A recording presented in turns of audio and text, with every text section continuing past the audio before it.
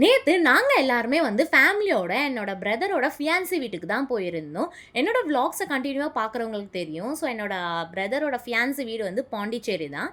But அவங்க வந்து அவங்களோட பாட்டி வீடு அம்பத்தூர்ல இருக்கிறதுனால, ஸோ லீவ்ஸ்ல வந்து அங்க வருவாங்க. பாண்டிச்சேரி ரொம்ப தூரன்றதுனால நாங்களும் வந்து அடிக்கடி போமாட்டோம். அவங்களும் வந்து வரமாட்டாங்க. எப்பயாவது அவங்களோட பாட்டி வீட்டுக்கு வந்து அம்பத்தூர்ல வந்திருந்தாங்கன்னா, நாங்க போய் பார்த்துட்டு வருவோம். ஸோ அந்த மாரி தான் வந்து நேத்து நாங்க போயிருந்தோம்.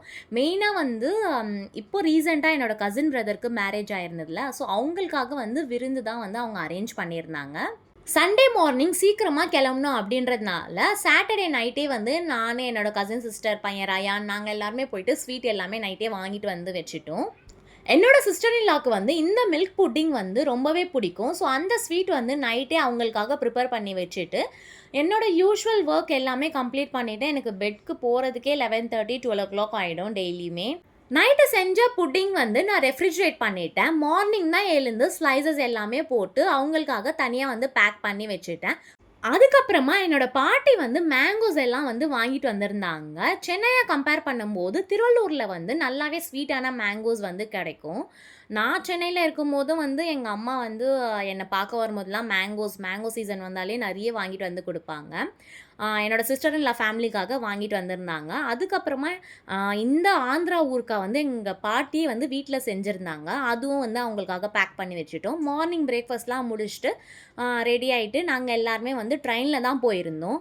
ஏன்டா ட்ரெயின்ல போணும் அந்த மாரி ஆயிடுச்சு. நான் வீட்லயே எங்க அம்மாகிட்ட கேப்ல போலான்னு சொல்லியிருந்தேன். வேண்டாம் சரி ரொம்ப வெயில் அவ்வளவா தெரியல அப்படின்னு சொல்லிட்டு போனோம். பட் போக போக தான் தெரிஞ்சது ரொம்பவே வெயில் தாங்கவே முடியல.